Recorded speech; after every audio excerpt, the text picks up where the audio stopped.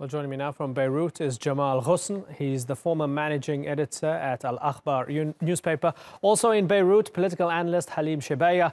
And in Riyadh, we have Salman al Ansari. He's the founder and president of the Saudi American Public Relations Affairs Committee. Gentlemen, thank you very much for joining us.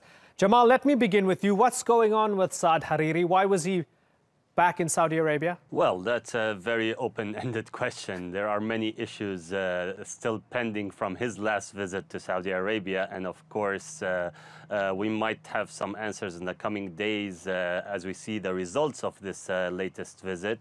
But there were definitely a lot of loose ends, a lot of question marks. And with the elections, parliamentary elections coming up in Lebanon, the Saudi camp in Lebanon had to tighten these loose ends, and this recent visit to Saudi Arabia has to be seen in that light. Okay, so Salman, tightening loose ends, do you agree with that? And if you do, what are those loose ends? Basically, when it comes to Saudi-Lebanese relationship, we should always mention the historical context as well, so we can understand the depth of the relationship. When it comes to Riyadh-Beirut relationship, we are actually having this model of relationship between two countries where Saudi Arabia has been helping Lebanon with more than $70 billion just for the last 15 years. So, and it's actually very interesting because the amount of aid that has been provided by the Kingdom of Saudi Arabia to Lebanon is bigger than the investment of Saudi Arabia in Lebanon itself. So that means that Saudi is very keen to have Lebanon to be safe, to be independent, to not be part of any game of specifically the radical Iranian regime. So I think this visit of Saad Hariri has rectified the trajectory in the relationship, and it showed to the people that all the misconceptions and misinformation about his previous visit was absolutely wrong. Okay, Salman, let me ask you, for those who would think, is the price you pay for the $70 billion that the Saudis can call you at any time or recall you at any time and make you humiliate yourself and resign live on TV? I think this is. I think this was the biggest joke of the last couple of months about the idea of having a president, a prime minister of a different country to come to a different country and resign. So I think it's completely nonsense. It had no proofs, and he himself denied it completely, and he himself called the people who talked about this as basically liars. So I think this propaganda has been initiated by the militant, despicable group of Hezbollah, which is recognized internationally as a terrorist group, and all their media engines were fabricating the news about this. But I think the Saudi people and the Saudi leadership and the Lebanese people and the Lebanese leadership are aware that such information is completely fabricated, and we should not even look at it. Okay, before I bring you in, Halim, my apologies. Jamal, I saw you had a little smirk when Salman mentioned what he called the despicable group Hezbollah. Tell me why. Oh, no, I think the smirk refers to everything, pretty much everything that Mr. Salman is saying in Riyadh. He mentioned a lot of, I mean, he is calling all the reports that came out of Saudi Arabia during the detention of Saad Hariri in his last visit as propaganda. I think he would be well advised to read a lot of coverage that came out if he doesn't like to read Lebanese newspapers. Actually, he cannot read Akhbar because it is blocked in Saudi Arabia, but he can read the New York Times, where they spoke about the details of how Saad Hariri was manhandled and possibly more. He called it, he said it was bad and he doesn't want to talk about it. We're talking about the prime minister of a sovereign country who was kept out of, disconnected with the outside world. He was not allowed to talk to his advisors. He was not allowed to, and he was forced to resign. Something that he did. He went back on the moment he came back to Beirut, and you saw a person in Beirut who was acting completely free, who was meeting with people because they were trying to. One of the reasons that he stated in the resignation letter that was written by the Saudis for him was that he was threatened. Yet we saw him mingling with the people on the streets. And if we look at what happened in Saudi Arabia afterwards, we saw that the person who was in charge of the Lebanese file in Saudi Arabia, Thamer al-Sabhan, was basically sidelined, and we never heard from him anymore after he was commenting daily on Lebanese news. So I would advise Mr. Salman to basically read up a few things from his American media if he wants, if he doesn't want to read Lebanese media, which coverage the whole affair very extensively, and it's very clear what happened in the last visit, not just with Saad Hariri, with other people who were held at the Ritz-Carlton in Riyadh. Right. Okay. And Salman, I'm going to give you an opportunity to respond, but first let me bring in Halim. Halim, as we go back to the beginning here, Saad Hariri, going back to Riyadh, tell me what you think were his intentions in going to Riyadh, and what sort of message did he want to give to the Lebanese people and to the outside world? I mean, the message that Mr. Hariri gave to the Lebanese people yesterday when he commented, he was commenting very briefly. He didn't speak much about what happened during his visit, just like he didn't speak much about what happened during his November visit. He said that he wanted to show a clear message that Saudi Arabia is supporting him personally, because there's been a lot of debate about whether Saudi Arabia is no longer supporting him.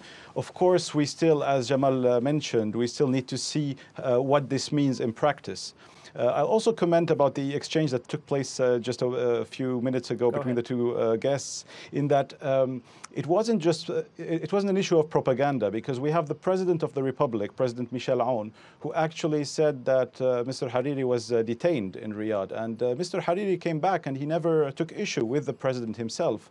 And I think this is one issue, and this is perhaps why there wasn't a joint conference in Riyadh this time around, is perhaps maybe to avoid answering these tough questions from all journalists throughout the world, who really were dubbing it as one of the most mysterious and curious cases ever seen between the history of relations between states. But I would mention one thing, that in terms of, yes, indeed, it was a very controversial resignation. He came back from it. But the issue and the main problem for Saudi Arabia, which was mentioned by Mr.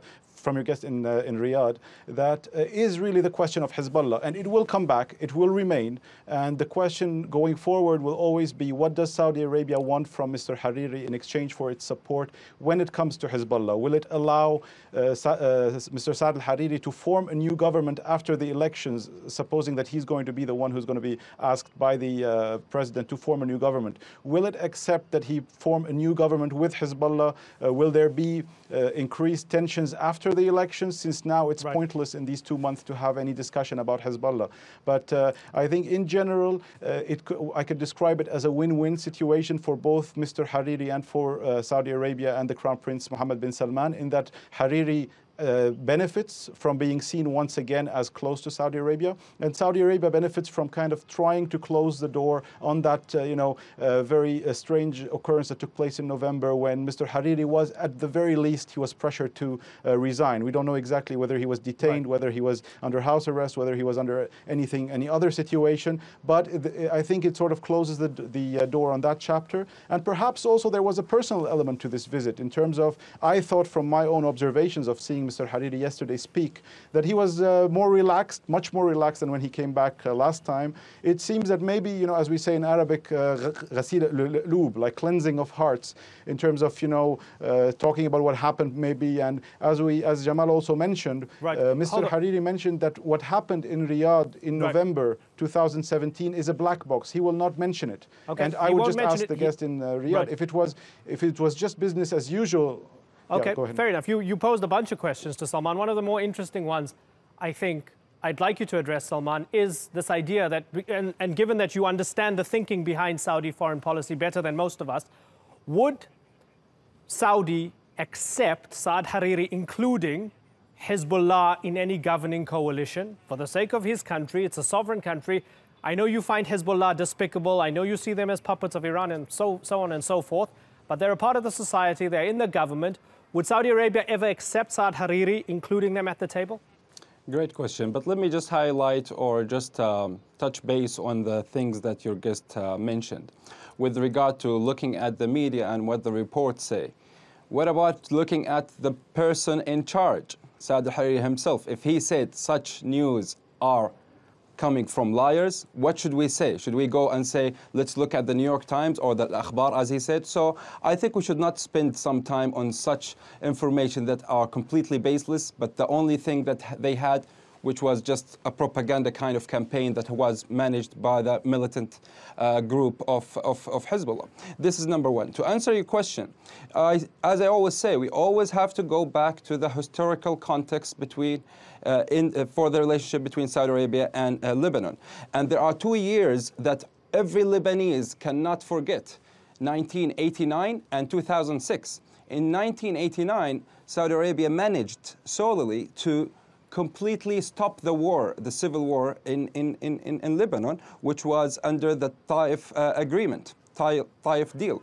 This is number one. Number two, in 2006, Saudi Arabia was the biggest donor of the rebuilding of Lebanon. So the Lebanese people know for a fact how Saudi Arabia is completely concerned about their stability. And let's not forget the fact that there are 250,000 Lebanese living here in Saudi Arabia, in the Kingdom of Saudi Arabia, where there are 1,200 Lebanese only in Iran, the country that is supporting Hezbollah, and Hassan Nasrallah himself admits it. So to answer your question, I know for a fact that Saudi Arabia is pragmatic. Saudi Arabia does not want to inflame the political kind of fabric in Lebanon.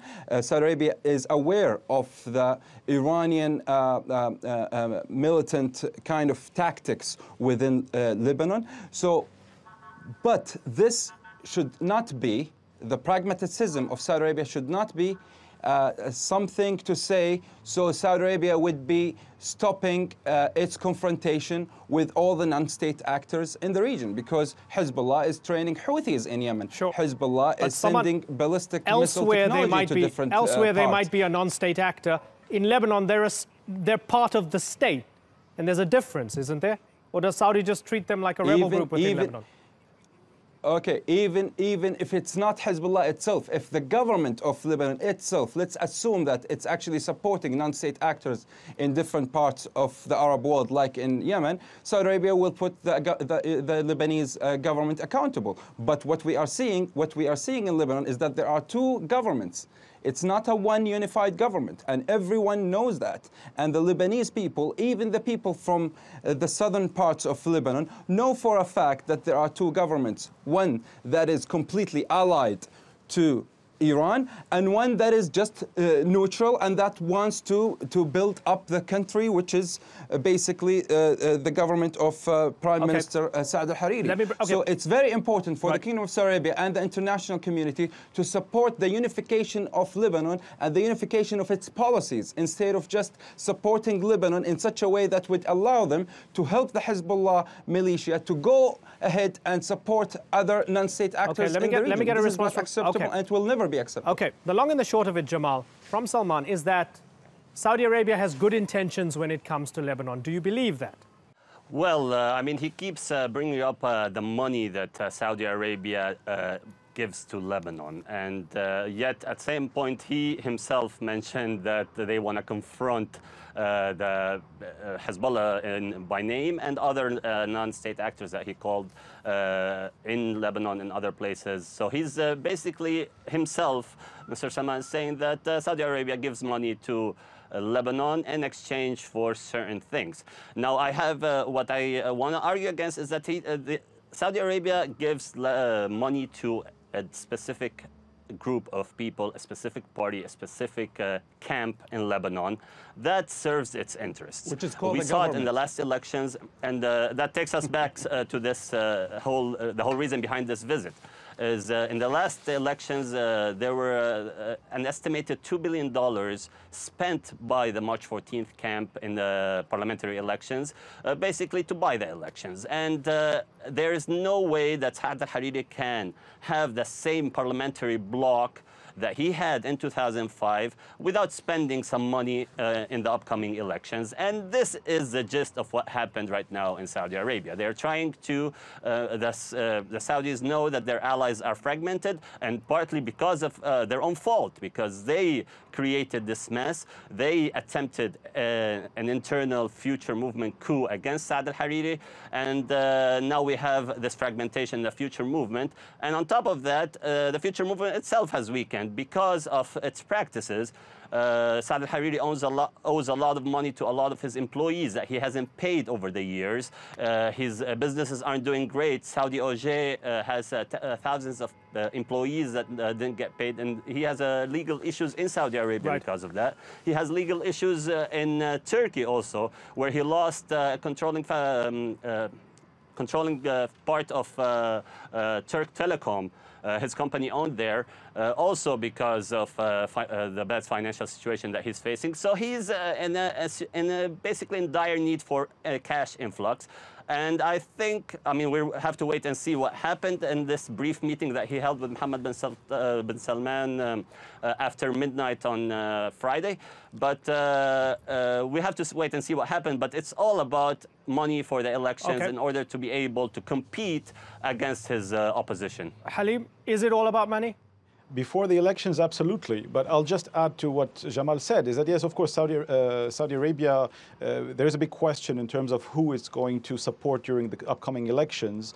And it is true that in 2009 that there was a record amount of spending. But we can't only just say that it's Saudi Arabia that is spending money in Lebanon. Obviously, also Iran is spending money with arming Hezbollah and giving aid to the Hezbollah parties. The supporters of Saudi Arabia claim that Saudi Arabia, the difference is that Saudi Arabia supports the state because it supports, the prime minister, it supports the government institutions. But beyond the money, I think the important question and the big question, I think, going forward is going to be based on the results of the elections, because it is a new electoral law, the first time Lebanon is voting in 9 years. It's a very unpredictable elections. So yes, of course, money is the issue, but I think beyond it, it's the results of the parliamentary elections, getting a feeling for what the Lebanese public actually think about these issues. So we've been hearing for 9 years now about what Saudi Arabia thinks about Hezbollah, what others think about Iran, what they think about Saudi Arabia. We're going to get a chance to see exactly where the Lebanese people stand. Yeah, we need to hear what the Lebanese people say. And I want to give Salman 20 seconds to finish off here with the final word. Salman, go ahead. Yeah, sure. I think when it comes to Saudi-Lebanese relations, as I said, Saudi Arabia does not have any intention to either control Lebanon or to do harm to Lebanon. Saudi Arabia, and for the record and for the historical record, Saudi Arabia has been providing and giving to Lebanon more than it has been taking. This is number one. And when it comes to the Iranian support, and if we compare it to it, if we go to the Washington Institute report, that they said it clearly that more than $800 million have been paid by Saudi Arabia for the rebuilding of Lebanon, where $25 million has been sent by the Iranians. So there's no comparison. We should not put it in such a way that Saudi Arabia is trying to control. Saudi Arabia, as we all know, it's the country that has the 2 holy mosques, and it has this kind of responsibility, the moral responsibility to protect the Arab nations from the Iranian regime. Okay, you made your point firmly. Salman, Halim, and Jamal, I really have to move on, but I thank you all for joining us here on the Newsmakers.